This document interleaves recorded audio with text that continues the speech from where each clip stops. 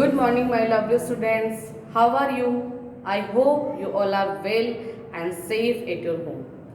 So, students, today we will continue the chapter number 22, Government and Civics part. Okay, and today we will discuss health services and infrastructure, and second is provisions of education facilities for the peoples.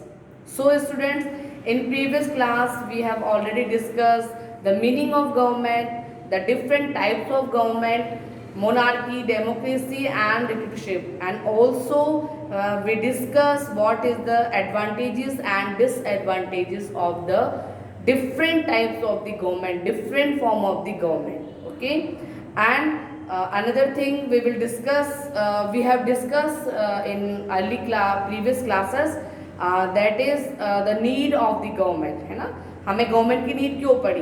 Because government क्या करती है, हमें safety and security provide करती है, हमारी जो problems है उनको रिजॉल्व करती है, जो हमारे आसपास की कंट्रीज है, सराउंडिंग जितनी भी कंट्रीज है उनके साथ में फ्रेंडली बिहेवियर, फ्रेंडली रिलेशनशिप रखती है. Okay, and today we will discuss 2 points: health services and infrastructure, and second is provision of education facilities for the peoples. Okay, so let me start.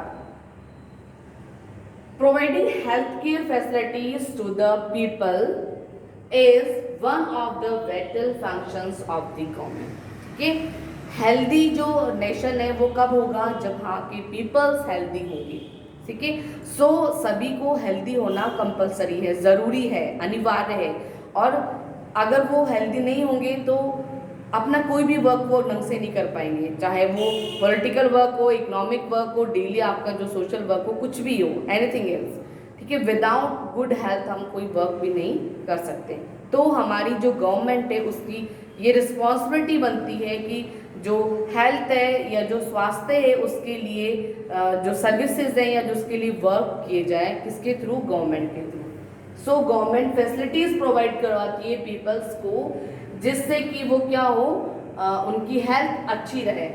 Then and for this purpose at establish of providing basic facilities such as good roads, public transport services, postal system, electricity, water and so on. ठीक है, to the people of the country.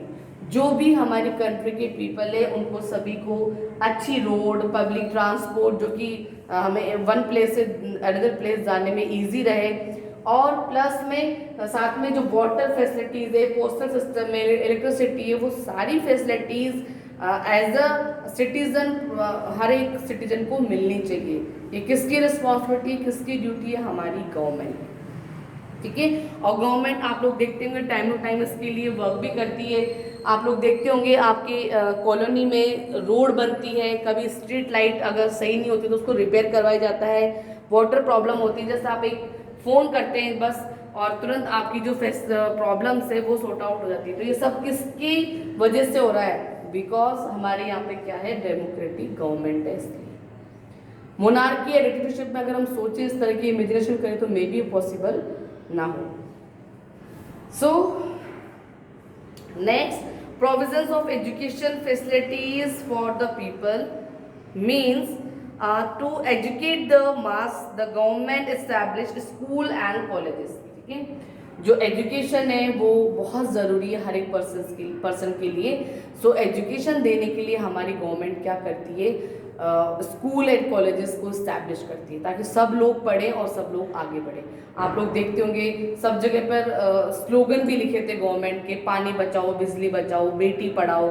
ठीक है, शिक्षा से ही आपकी life में एक जो उजियारा है, जो लाइट है, जो रोशनी है वो आ सकती है. तो इस तरह के बहुत सारे प्रोपेगेंडास करती है गवर्नमेंट ताकि लोगों में क्या है, अवेयरनेस आए, चाहे वो हेल्थ के पर्पज़ से हो, चाहे वो एजुकेशन के पर्पज़ से हो. पब्लिक के अंदर अवेयरनेस लाने के लिए गवर्नमेंट बहुत सारी जो कोशिशें हैं वो करती है ताकि गवर्नमेंट में अवेयरनेस आए और गवर्नमेंट इन फैसिलिटीज़ को बेनिफिट ले सके. ठीक है, सो गवर्नमेंट क्या करती है, एजुकेशन के लिए कॉलेज एंड स्कूल्स बनाती है, and also launches various programmes to remove illiteracy. ठीक है। जो इलिटरेसी है, इलिटरेसी मीन्स जो आप जो नहीं पढ़ पाते, जो इलिटरेट रह जाते हैं, जो अनपढ़ रह जाते हैं, उनके लिए जैसे आंगनबाड़ी जो होती है उसके अंदर एजुकेशन की प्रोग्राम चलाए जाते हैं। जो दिन में नहीं पढ़ सकते उनके लिए नाइट जो स्कूल होती है वो लगाई जाती है स्पेशल, जैसे विलेज एरिया वगैरह में, ताकि वो क्या हो सके, लिटरेट हो सके, ठीक है, इलिटरेट ना रहे, वो अनपढ़ ना रहे। For example in our country it is the responsibility of the government that is to provide free and compulsory education to all children below 14 years of age। ये आप लोग सभी जानते हो कि 14 इयर्स तक कंपलसरी और फ्री एजुकेशन हमारी गवर्नमेंट प्रोवाइड करती है। कोई भी बच्चा इस एज में चाइल्ड लेबर ना करे और कोई वर्क ना करे, बट उसको उसको क्या करनी है, एजुकेशन लेनी है, पढ़ना है उसको, ठीक है। And the government also takes care of adult education, it establish the runs institution for higher learning, ठीक है।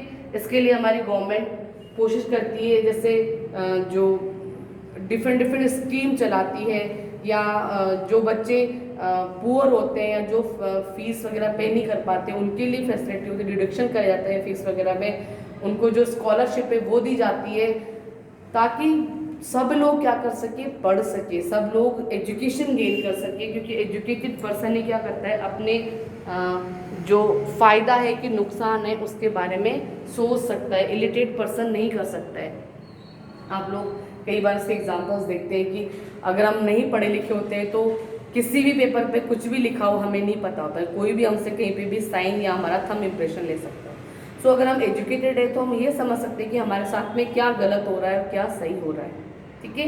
उसकी पहचान के लिए एजुकेशन, शिक्षा बहुत ज़्यादा ज़रूरी है, और इसके लिए हमारी गवर्नमेंट बहुत सारे प्रोग्राम्स रन करती है, जिसके थ्रू कि एवरी पर्सन, हर सिटीजन क्या हो, एजुकेटेड हो सके, ताकि उसकी जो लाइफ है उसमें बहुत सारी प्रॉब्लम्स का जो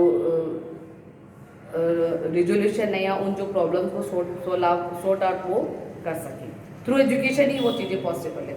तो हमारी गवर्नमेंट क्या करती है, हेल्थ के लिए भी और एजुकेशन के लिए भी हमको फैसिलिटीज़ प्रोवाइड करती है। So that's all for today, thank you and have a nice day.